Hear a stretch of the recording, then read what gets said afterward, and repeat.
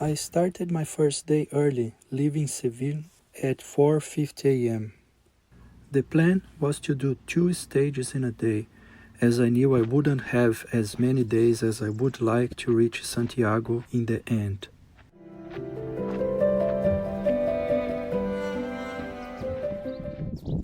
On other different Camino routes, having a few options for planning your day is common. Although fewer opportunities exist in the Via de la Plata, it is still possible here and there.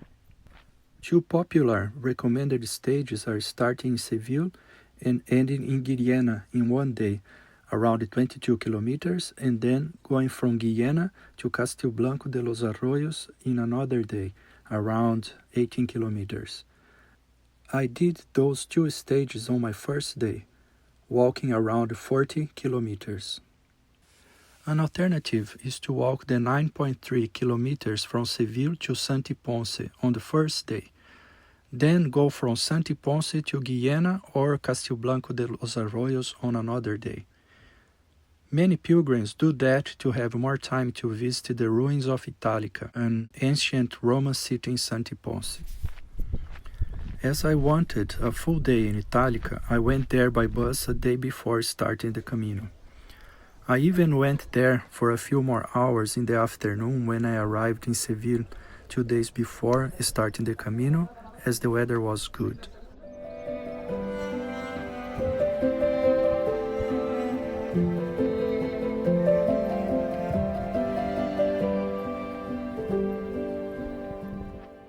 I had no previous experience as a pilgrim or hiker. As a beginner, the overall recommendation is not to start doing too many kilometers and growing the stage distance later as you get fitter. Knowing that, I started my preparation months ago in Boston and hoped my training would allow me to cover more distance from day one.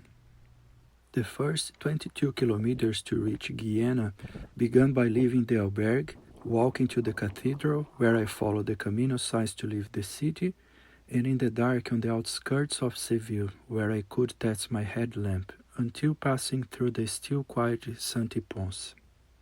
I heard a lot of birds during the whole stage, and tried to record and identify them every time I could, checking the best suggestions on my phone.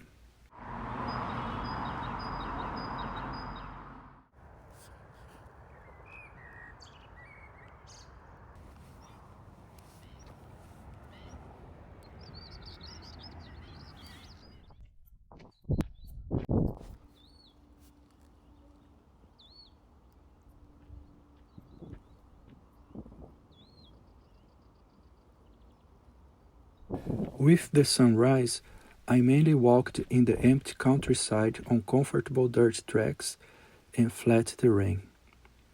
A relatively new section of the route made the journey quieter, as it was a bit more distance from the N630 highway and the A66 motorway. After 3 hours on the route, the weather started to change.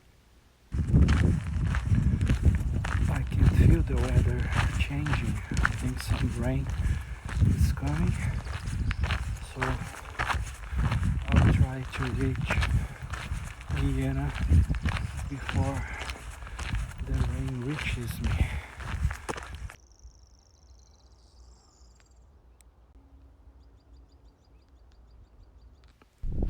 And not only that, I felt exhausted and thought it was due to lack of sleep. Super tired right now. I didn't sleep very well. I just slept, I think, 3 hours or 4 hours. And now I'm feeling it. But very happy for Sabine here.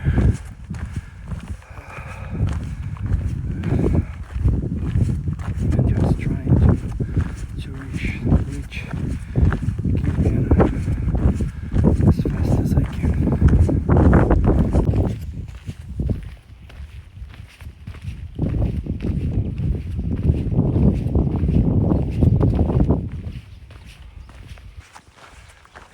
Sorry, forgot to mention. Now I walked around 19 kilometers. A little after recording the video, I thought I would faint.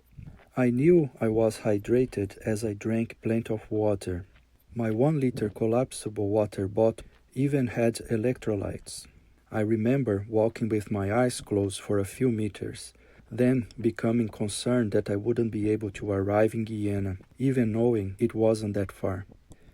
I slowed my pace, but patiently pushed it forward. I broke down the remaining kilometers in small distances, walking until that tree over there, then until that sign, and so on. And it was at this very moment that the Camino started affecting me in more profound ways. At some point, I felt the first rain droplets and stopped to get my rain jacket from my backpack. That's when Sabine reached me. She started on Santi Ponce and planned to walk to Castilblanco de los Arroyos, the same plain end of the stage town as mine. She was the first pilgrim I met while walking on the Camino.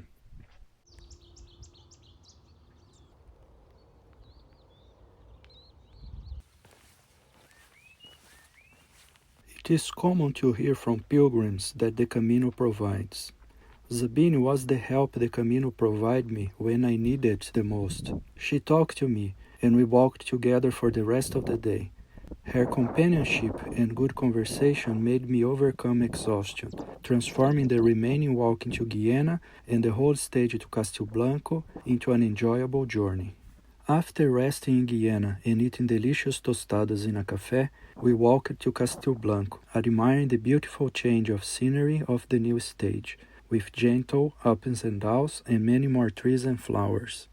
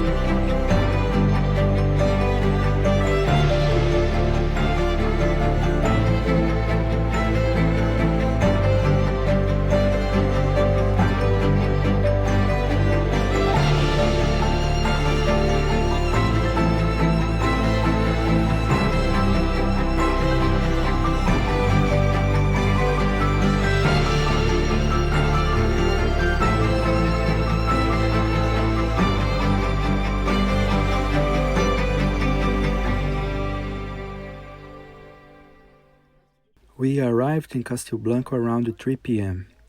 Sabine had already booked a place, and I went to the Albergue Municipal to check if there was a place for me. My first day turned out to be great. Thank you, Sabine.